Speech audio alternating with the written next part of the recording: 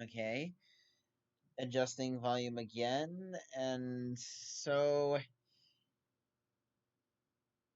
I'm not reviewing this album. I think the title below the screen probably gives it away, but I had a Born to Run T-shirt. Unfortunately, that shrunk, and I expanded out of that shirt about a few years ago. So just to spell out for you guys, the shirt got smaller and I got heavier. So, jeez.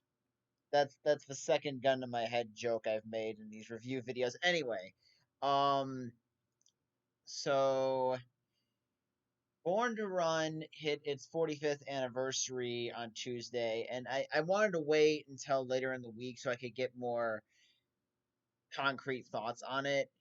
And I'm gonna try to not go too long on this album because this was the first Bruce Springsteen album I heard in its entirety when I was in middle school, and for me, Bruce Springsteen was something I came across through my parents, and it just kind of ballooned from there. My favorite Springsteen moment, which was my baptism of Bruce, essentially, was when he performed at the halftime show of Super Bowl 43 in 2009 between the Pittsburgh Steelers and the Arizona Cardinals. That was a great game too, by the way. So I became a Bruce fan since I started listening to Born to Run, and it just kind of went on from there. So I think the first thing, before I really get into talking about Born to Run, let's just give context for what Bruce's career was like leading into this album. He had released two albums within mere months. Greetings from Asbury Park in January of '73, and then he released E Street Shuffle several months later. Now, both of those albums were huge hits with the critics, but commercially, they weren't really doing that well. Not really. So, Born to Run was Bruce's last ditch effort to have a career as a rock musician. As he said, this album would be either his way up or him on his way out. So he spent over 14 months putting this album together. About 6 months of those 14 months was spent with Born to Run. And when Bruce finally heard the entire album all the way through, he tossed out one of the earliest copies and threw it out the window and said that, he should have just done this as a live album. This is just going to be a disaster. But the album will become a huge success.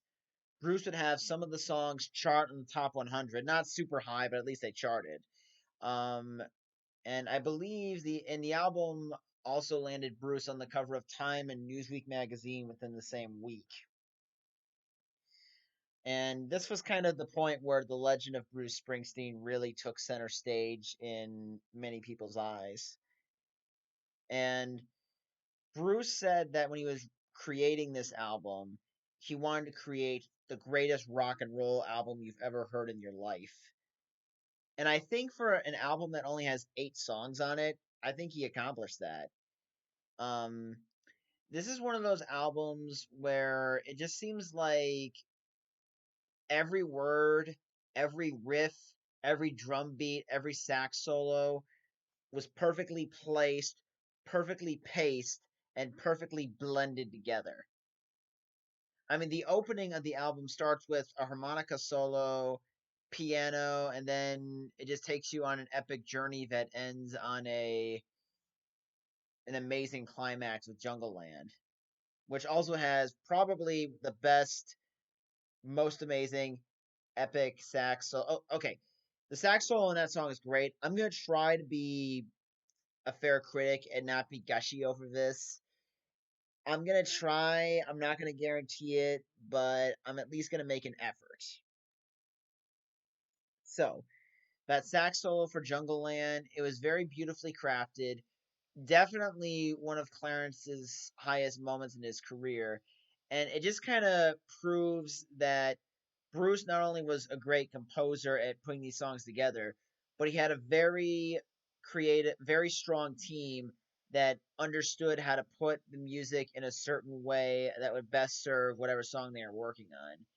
And Steve Van Zandt, who would become a member of the E Street Band, did help Bruce a lot with putting some of the horn section together on songs like 10th Avenue Freeze Out. So there's a lot of work. It wasn't. It was Bruce doing a singular vision, and he was teamed up with a lot of people that understood and respected his vision and didn't try to compromise it. Now, the Bruce's vision being compromised, that was under threat later after this album came out. And if I ever review Darkness on the Edge of Town at some point, I'll talk about that. But that's a little past Born to Run.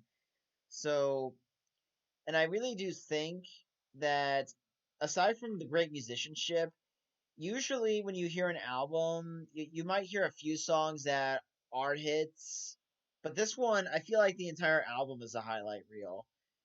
And there's just so much passion and charisma with every single one of the songs, whether it be pulse pounding optimism or passionate tears and anguish, or at least a sense of hope.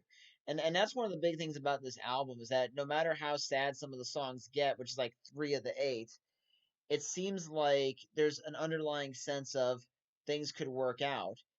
You know, yes, it's a pretty dark hour right now, but maybe there's some hope before the dawn. You know, so it's a very hopeful, upbeat album. I mean, Jungle Land, it does have a pretty sad ending with the main character dying in a blaze of glory. Backstreets is about a friendship and betrayal. Meeting Across the River is about some criminal that has a chance to redeem his life. So there is some dark stuff on this album, but the majority of it is just upbeat and very pleasant. And I also think that another example of great musicianship was how the piano intro would build at the beginning of Backstreets. It just built and built and built and built and exploded with the guitar doing that little intro riff. And honestly, with the exception of Meeting Across the River and 10th Avenue Freeze Out, all these songs I've done covers of in one way or another. You know, I've done covers that match the album or covers that are close to matching the album. Like I've done songs that are dead on acoustic imitations and others that are good renditions of the song. So, yeah. I mean, this was kind of at the point where Bruce's career was just beginning, you know? And I honestly thought I'd have more to say about this, but I think I might want to talk about the title track. The title track, which has become Bruce's signature song, it has just pure. When I said this album had hope, this is one of the songs because it does kind of have the bust the gates wide open and go blasting off to the promised land. And what I think makes the title track very special is because it does have optimism, it does have a sense of hope, and it has probably one of the most iconic guitar riffs of all time. And I was honestly kind of debating about whether or not I should just play the intro for the song Born to Run before I do this album review. But I kind of feel like that would have been a little too on the nose, and I think I've already made it very clear to people who follow me on Facebook and Twitter that I'm a huge Springsteen fan. But overall, this album was a huge hit, and this was only a sign of great things to come for the boss. So that's my review. Hopefully, I didn't sound like I was gushy too much over the album like some silly fanboy. And if I was, I'm sorry. I'm a Bruce fan. I'll try to keep that at bay when I review another album of his, which won't be for a while. But anyway, so great album. I will do my Bruce Springsteen cover of I'm a Rocker on Monday. And until then, I'll see you next time. And my review for next week will be the 2019 remake of Hellboy. So see you then, guys.